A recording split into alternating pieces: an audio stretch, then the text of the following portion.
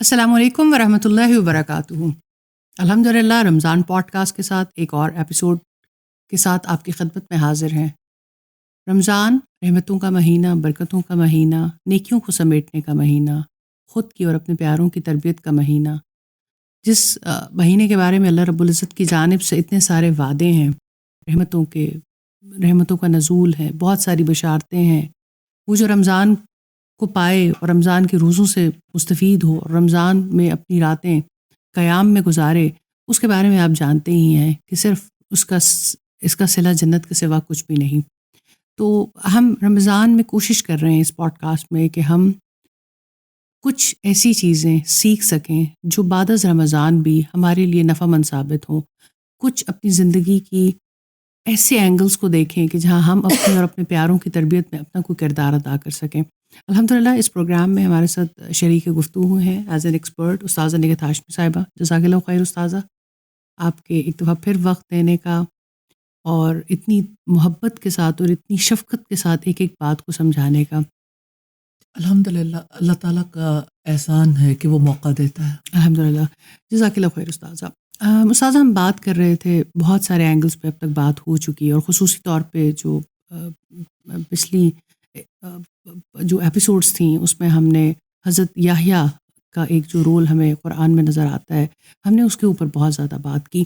اسی بات کو میں آگے دہراتے ہوئے، اور ہم نے اس پوڈ کاسٹ کو ایک بہت بڑی اپرچونٹی سمجھا ہے کہ رمضان میں ہم بہت سارے اینگل سے بات کرتے ہیں، عبادات کی بات کرتے ہیں، روزے کے اوپر بات کرتے ہیں، روزہ کن چیزوں سے ٹوٹ جاتا ہے، کن چیزوں سے رہ جاتا ہے، روزے میں کرنے والے اعمال کون سے ہیں، رمضان میں وہ کون سی عبادتیں ہیں۔ لیکن اس دفعہ ہم تھوڑا ہٹ کے بات چیت کر رہے ہیں کہ جب ہم رمضان کو کہتے ہیں کہ it's a month of training, تو وہ کیا کیا پرسنالٹی کے اینگلز ہیں جو سامنے ہونے چاہیے۔ پچھلے قسطوں میں ہم نے بات کی حضرت لقمان علیہ السلام کی پرسنالٹی کے بارے میں بھی، کہ ایز اے باپ ایک پیرنٹنگ گائیڈ لائن ہمیں ساری کی ساری ملتی ہیں کہ کس طرح آپ اپنے بچے کی شخصیت اور اس کے کردار سازی میں ایک اہم کردار ادا کر سکتے ہیں۔ پھر اسی طرح سے بہت ساری مثالیں شروع میں آپ بات کرتی رہیں۔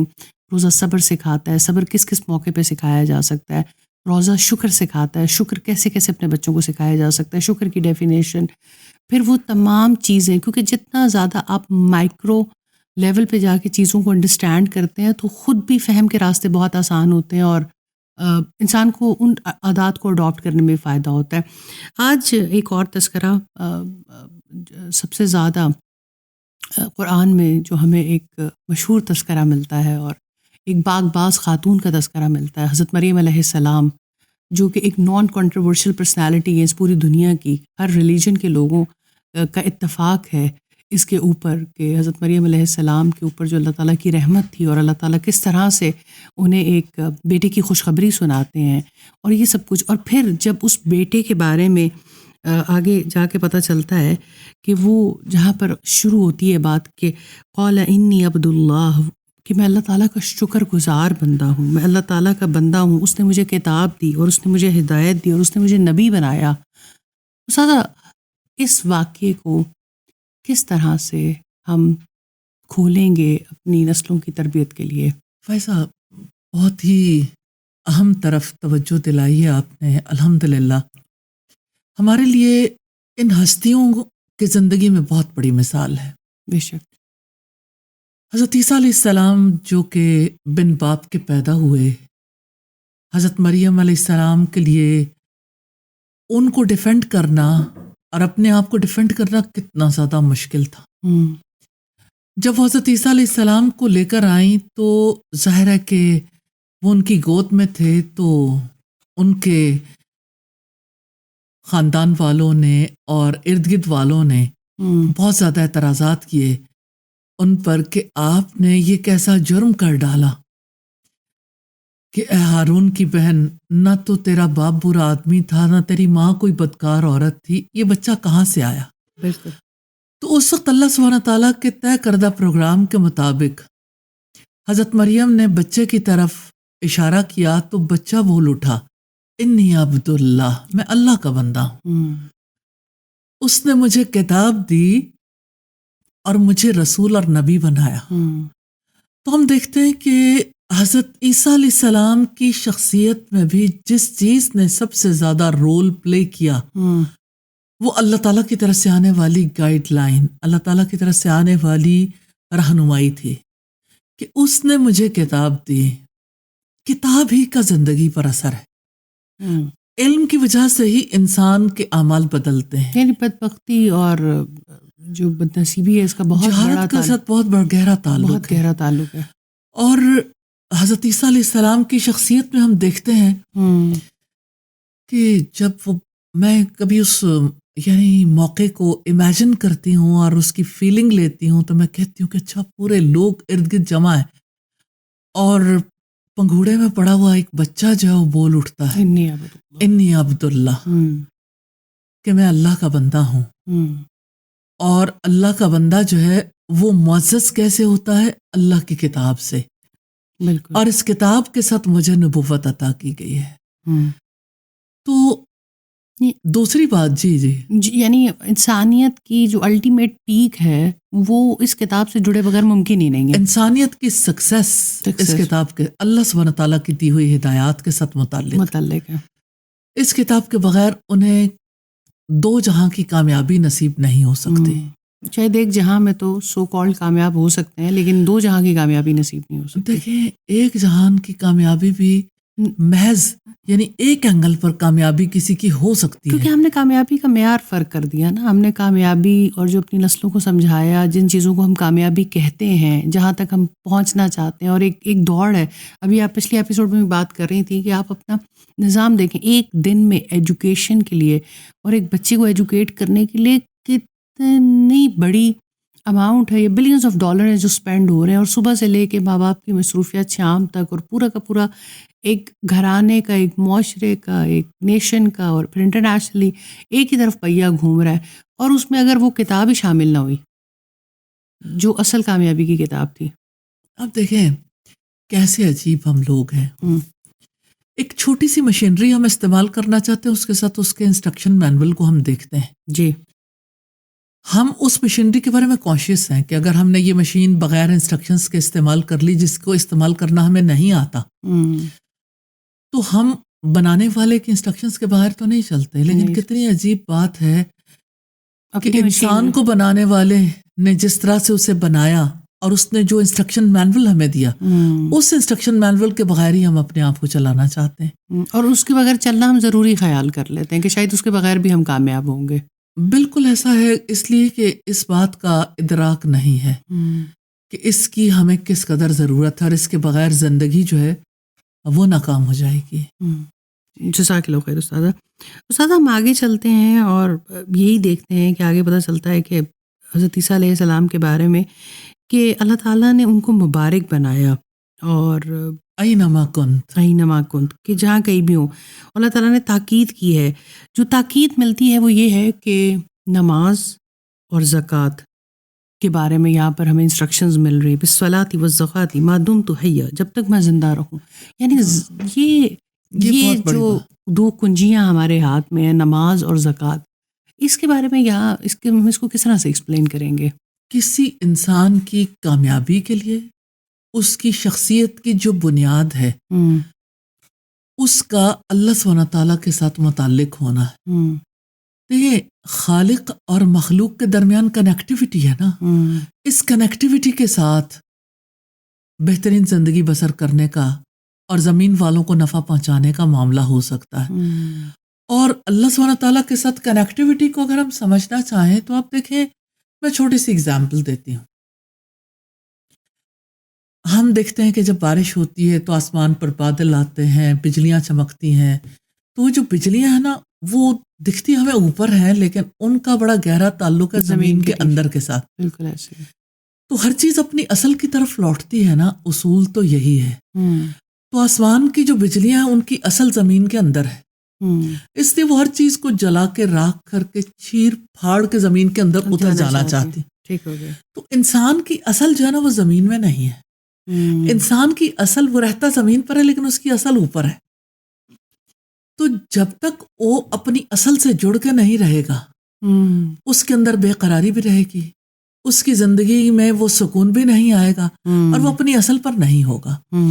تو اس اصل کے ساتھ متعلق رہنے کا جو معاملہ ہم رسول اللہ کی حیات میں دیکھتے ہیں، آپ کو جب آسمانوں پر اللہ سبحانہ تعالیٰ نے بلایا معراج کے موقع پر، اس موقع پر آپ صلی اللہ علیہ وسلم کو نماز کا تحفہ دیا گیا، اور 5 اوقات. اور یہ جو بات کی جاتی ہے کہ نماز مومن کی معراج ہے، میں چاہتی ہوں آپ اس بات کو بھی ذرا اور ایکسپلین کریں کہ اس کا کیا تعلق ہے، کیا کنیکشن ہے.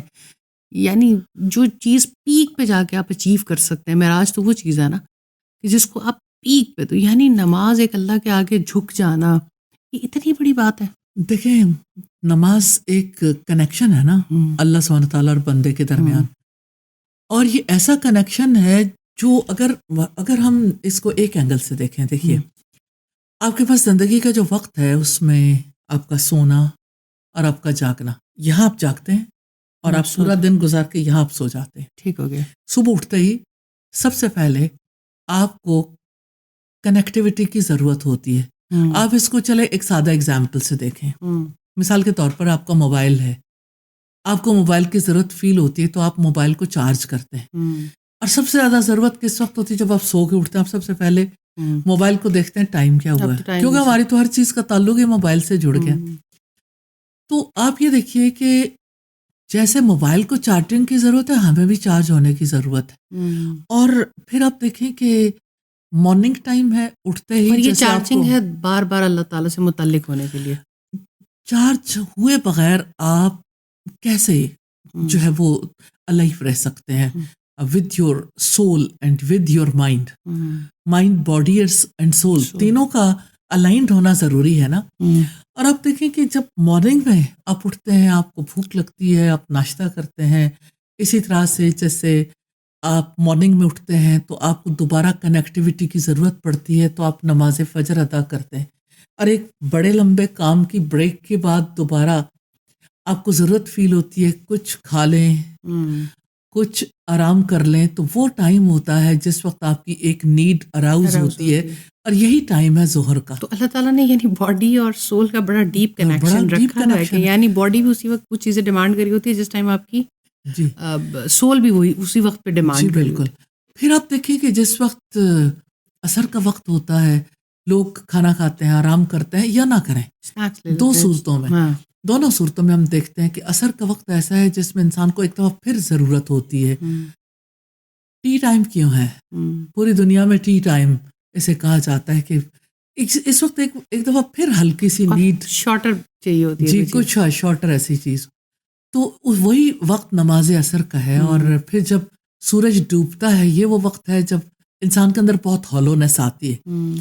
سورج ڈوبتا ہے تو انسان کو اپنی سانسیں، اپنی نبضیں بھی ڈوبتی ہوئی محسوس ہوتی ہیں جس وقت وہ نیچر کو دیکھتا ہے. اور آپ دیکھیں آرٹسٹ اس منظر کو پینٹ کرتے ہیں، کیمرے کی آنکھوں سے محفوظ کرتی ہے، وہ منظر اداس کرنے والا ہوتا ہے. اس ہالونیس کے وقت میں انسان کو ضرورت ہوتی ہے ایک دفعہ پھر کنیکٹ ہونے کی. اور پھر رات کا کھانا ہے، اسی طرح سے ضرورت کی بات کر رہی ہوں، جیسے باڈی کی نیڈ ہے نا، اسی طرح سے آپ کی روح کی بھی نیڈ ہے. تو وہ وقت ہوتا ہے اللہ سبحانہ تعالیٰ سے دوبارہ ایک کنیکشن میں آنے کا. تو یہ اوقات بھی اس طرح کے ہیں جو بڑے یعنی لاجیکلی ہم دیکھیں تو ہماری عقل دنگ رہ جاتی ہے.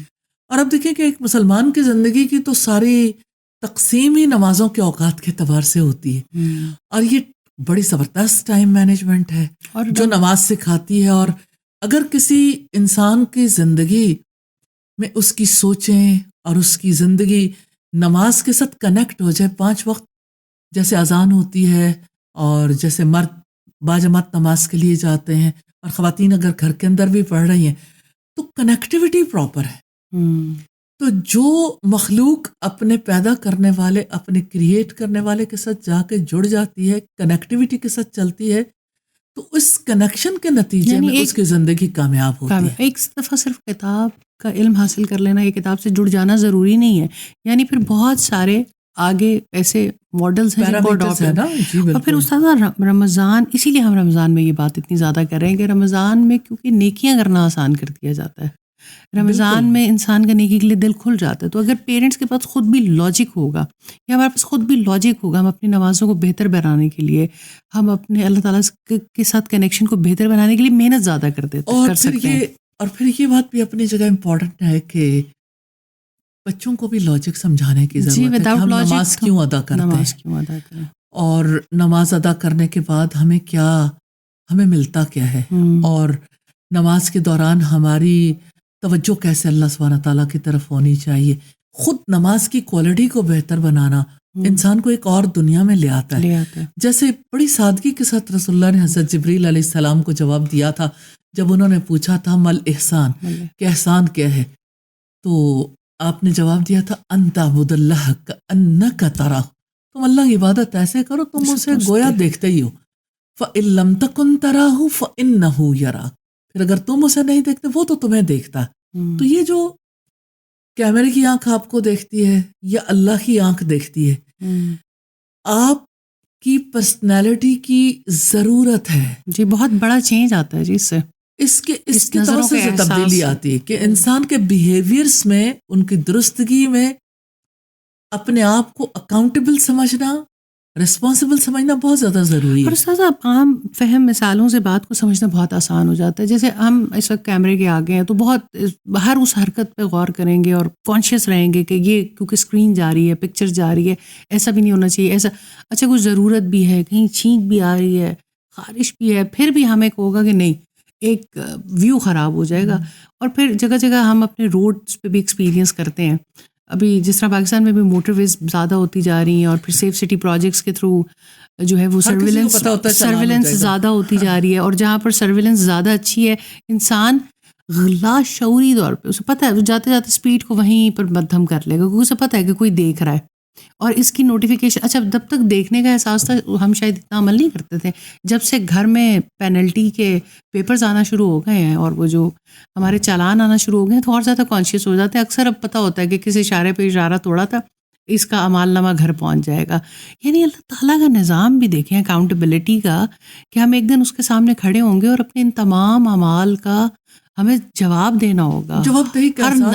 ہر نظر کا جواب، ہر عمل کا جواب، ہر جیسچر کا جواب اس اللہ رب العزت کے آگے کھڑے. اب آپ دیکھیں حضرت عیسیٰ علیہ السلام کو اللہ سبحانہ تعالیٰ نے جب وصیت کی، وہ وصیت سارے انسانوں کے لیے، کہ اللہ سبحانہ تعالیٰ نے نماز کی ادائیگی کا حکم دیا اور زکوٰۃ کی.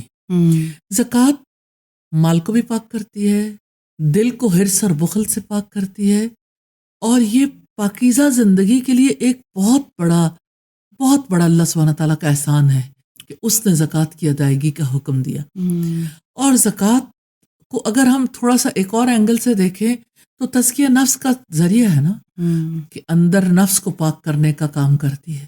تو اللہ سبحانہ تعالیٰ نے اس وصیت کے ساتھ کہ آپ نماز اور زکوٰۃ کو ادا کرو گے، اور تیسری بات یہ کہ مجھے اپنی والدہ کا فرما بردار بنایا. ہاں کہ یہ بات ملتی ہے. ایک طرف خالق کے ساتھ، اپنے پیدا کرنے والے کے ساتھ تعلق کی مضبوطی ہے، اور دوسری طرف جو پیرنٹس کے ساتھ جو تعلق ہے. ہم نے دیکھا حضرت یحییٰ علیہ السلام کو کہ ان کے بارے میں کہا گیا کہ یعنی مجھے اپنے والدین کے لیے فرما بردار بنایا گیا، اور یہاں کیا کہا گیا کہ صرف والدہ کا، کیونکہ بن باپ کے بچے تھے. تو کتنی بڑی بات ہے کہ جس کا احسان ہے اس کا احسان پہچان کے حق ادا کرنے والا بنا ہے. تو یہ بہت بڑی بات تھی ان کے کیریکٹر کی کہ وہ اپنی ماں کے حق شناس تھے. ماں کے بہت زیادہ، اور اللہ کا حق شناس ہوئے بغیر آپ اپنے رشتوں کے رشتوں کے لیے حق شناس نہیں ہو سکتے. تو یہ حضرت عیسیٰ علیہ السلام کی شخصیت ہے. اور پھر ایک دفعہ اتنی خوبصورت آیات آ جاتی ہیں کہ جس میں سلامتی کی بات کی گئی ہے کہ جس دن میں پیدا ہوا، جس دن میں اللہ کے ہاں بھیجا جاؤں گا، اور جس دن میں اٹھایا جاؤں گا دوبارہ، پھر سلامتی ہی سلامتی ہے. یعنی انہی لوگوں کے لیے سلامتی ہے. And we have to think, ہمیں ضرور سوچنا ہے. کیا ہم اپنی نسلوں کے لیے سوچتے ہیں کہ وہ پیدا ہوئے، انہوں نے دنیا سے جانا ہے، اللہ سبحانہ تعالیٰ کے سامنے جب اٹھا کے کھڑا کیا جانا ہے، کیا واقعی ہم ان کی سلامتی کے لیے وہ کوشش کر رہے ہیں جو اللہ سبحانہ تعالیٰ نے اپنے رسولوں کے توسط سے ہمیں بتایا، جو ہماری رسپانسبلٹی ہے؟ نسلوں کی تعلیم و تربیت، نسلوں کی ٹریننگ، انہیں اچھا انسان بنانا، یہ ماں باپ کی ذمہ داری بھی ہے، یہ ریاست کی ذمہ داری بھی ہے، یہ امت کی ذمہ داری بھی ہے. اس کے لیے ہم سب کو ضرور دیکھنا چاہیے کہ اللہ تعالیٰ نے کون سی اگزامپل سیٹ کی اور کن کو رول ماڈل بنایا کہ وہ ایک بچپن ہی سے، یعنی پنگھوڑے میں پڑا ہوا بچہ ہے، ابھی تو اسے کچھ پتا نہیں، ابھی وہ اٹھنے کے قابل نہیں ہے، یعنی وہ سٹیج ہے اس کو عبودیت اور ابدیت سکھانے کی. جی. اور اللہ تعالیٰ نے ان کی مثالوں کو اس لیے سامنے رکھا ہے کہ دنیا میں جب کبھی بھی پیرنٹنگ ہوگی، جب کبھی بھی انسان سازی کا عمل ہوگا تو اسی طرح سے ہوگا. یہی ایک اچھی شخصیت کو نشو و نما دینے کے لیے، اسے پروان چڑھانے کے لیے انہی اصولوں کی ضرورت ہے. جزاک اللہ خیر استاذہ، بہت شکریہ ایک دفعہ پھر اتنی خوبصورت بات چیت کا اور اتنی خوبصورت رہنمائی کا. یہی موقع ہے ایک دفعہ پھر انشاءاللہ اس رمضان میں رک کے سوچنا ضرور ہے کہ جہاں غلطی ہو گئی وہ ہو گئی. اللہ تعالیٰ کو توبہ کرنے والا بندہ، استغفار کرنے والا بندہ بہت پسند ہے، اور اب انشاءاللہ اللہ تعالیٰ کے ساتھ اپنا اور اپنی نسلوں کا ایک ایسا کنیکشن بلڈ کرنا ہے کہ ان کے لیے سب سے پرائم خوشی یہ ہونی چاہیے کہ وہ انی عبداللہ، کہ میں تو اللہ کا بندہ ہوں. اور یہی زندگی اور آخرت کی کامیابی کا راز ہے. اور پھر انشاءاللہ بہت سارا کریکلم تو اس کتاب میں موجود ہی ہے جس کو سیکھنے اور سکھانے کی ضرورت ہے. اگلے ایپیسوڈ میں انشاءاللہ کسی ٹاپک کے ساتھ حاضر ہوں گے. جب تک کے لیے اجازت دیجیے. السلام علیکم ورحمۃ اللہ وبرکاتہ.